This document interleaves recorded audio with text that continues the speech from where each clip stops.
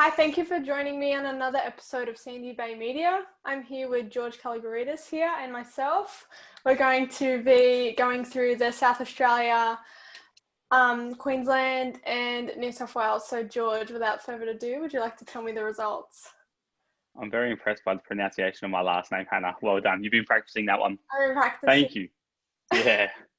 Okay, so in South Australia, we had round 11 and it started off with Fulham playing the NTC and the NTC winning by 2-0. So that's 2 wins in a row now for the young girls from the NTC, which is really pleasing to see.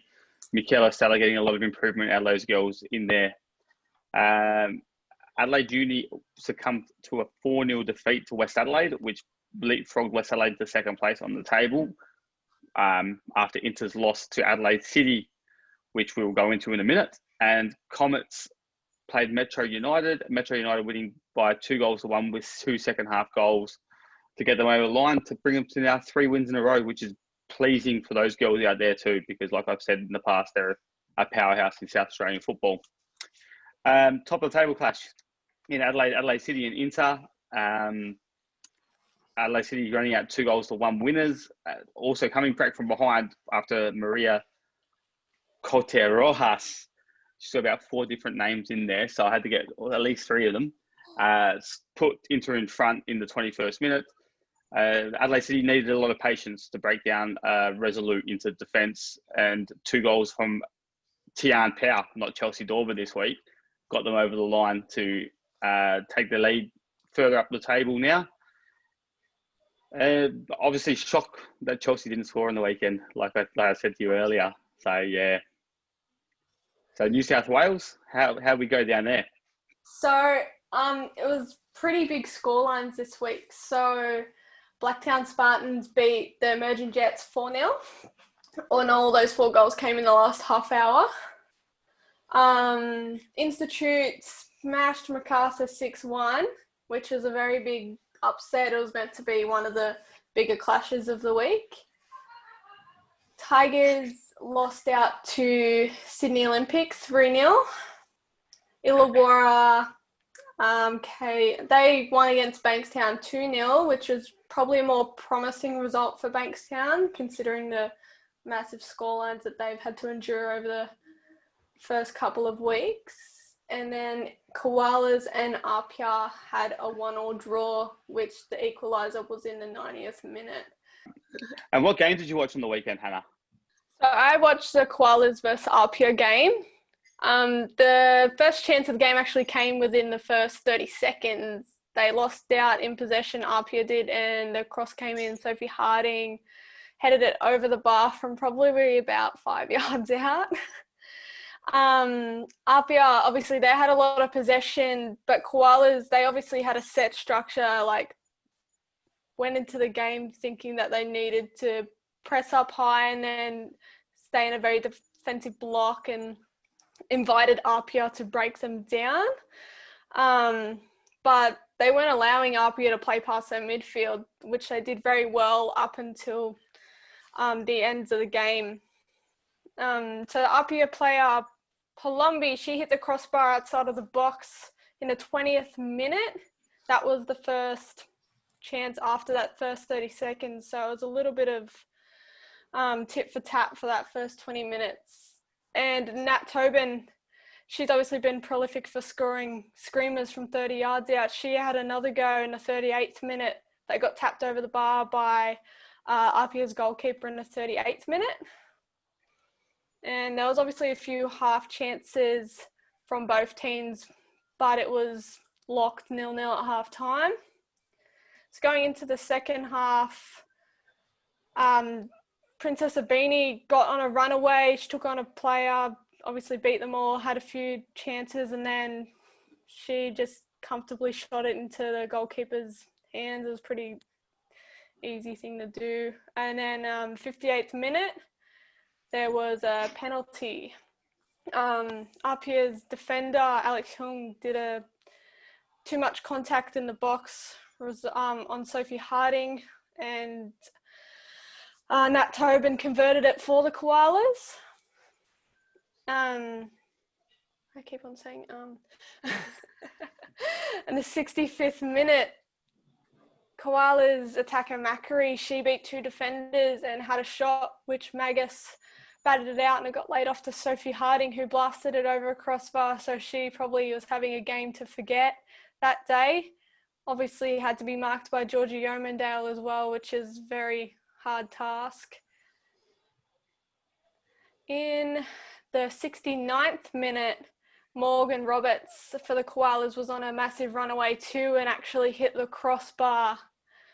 And then obviously there was a second chance to convert, but Koalas attacker didn't have enough confidence in herself and she took a few touches back, and that sort of broke down the play.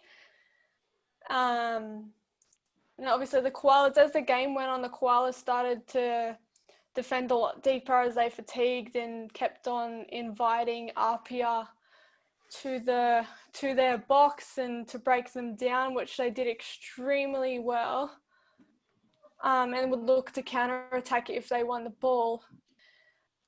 But the late substitute, Tara Pender, she came on and made a lot of difference to APIA's team and delivered in a beautiful cross in the 90th minute, which was tapped home by Rihanna Policina, which to then gave them an equaliser and about 2 minutes stoppage time, and then they called the game. So it was a very good game to watch, very fast-paced football, physical, a lot of counter-attacking football and a lot of structure involved in them. But I think Koalas would be hoping for that they would have taken 3 points.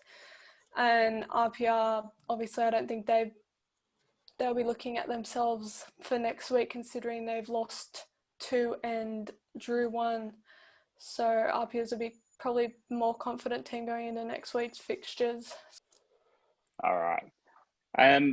How do you think the substitute of Tara Pender influenced the game on in that one there? Well, Hannah? she's been starting for the first 4 out of 6 games. So she had minutes under her belt. She was a W League player, and she obviously went and got her confidence up in the Newcastle League before she came back to APIA after she did a pretty serious knee injury. I just think she had she's very quick in what she was doing, knew what she needed to do, pressed very high, had a lot of energy. It's probably a better word for it. Definitely the definition of an impact sub. She was just looking to press all the time, looking to create things, looking for balls over the top. She's been playing a very attacking role this season, more on the wing, but she slotted into midfield and didn't look out of place. So I thought her energy was her biggest thing, and probably even just her accuracy of play was what made her such an influential part of the APIA sub. And obviously you said APIA, the last couple of results haven't been great for them, considering they assembled a star-studded side. Where to from here?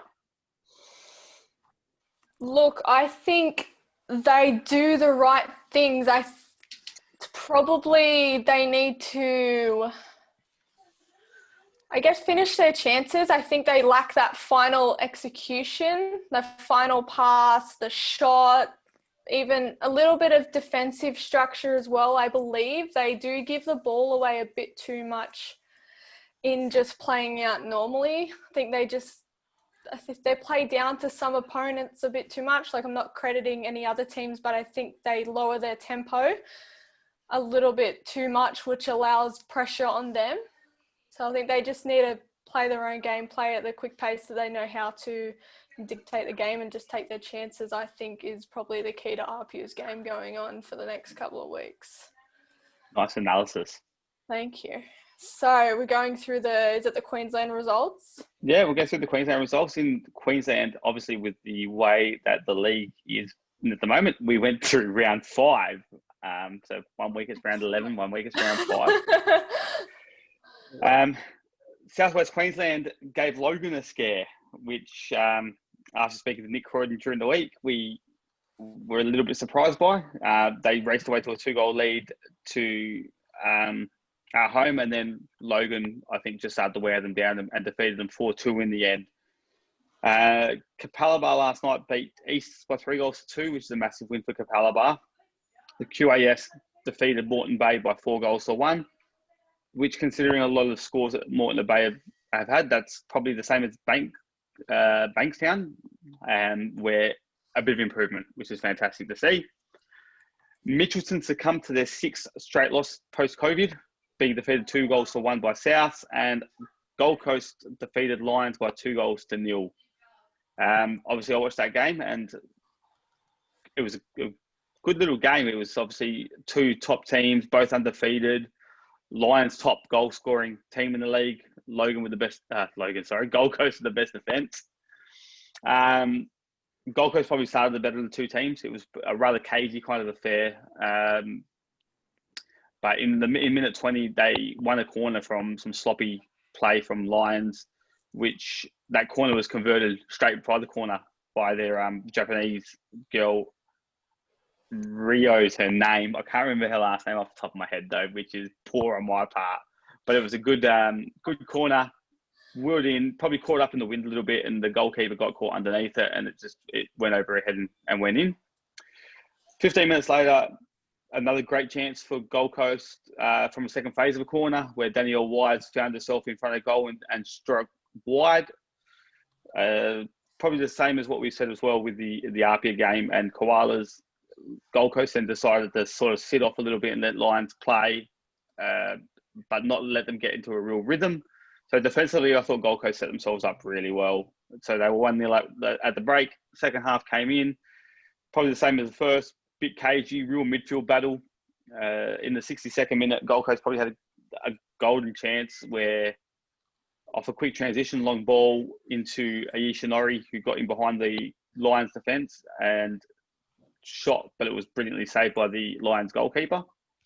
A minute later, though, some good work again by Ayesha Norrie on the edge of the box. Opened up herself as shooting opportunity, and she struck that really well into the back of the net to go 2-0. After that, I thought Lions probably started to show a little bit more urgency, trying to chase the game.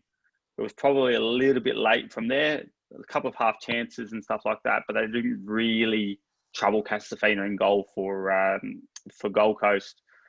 Really good result for Gold Coast. They go top. They're the only team unbeaten now. I spoke to Alex Mordello afterwards. He was really, really pleased. Knows there's a long way to go still, but they're pleased with the progress of the girls at the moment. Also, for the Victorian viewers, they were two Victorian girls who debuted in that game. Chelsea Blissett for Lions, and Catherine Goff came off the bench for Gold Coast. And how do you think the Lions will come off that defeat? What do you think they need to be looking at for next round? I just think maybe the tempo of the way they played. It was very. It was a look. Gold Coast were very good. The way that they kept that shape, and Lions really struggled to break them down. A little bit of movement, I think. I was very surprised, but I mean that's the second loss Lions have had in 2 years, really. So it's not like they struggle to win games of football. They might just need to be a little bit more patient when they're trying to break lines, but move the ball a lot quicker to start moving teams around as well. And who was probably your most standout player and why?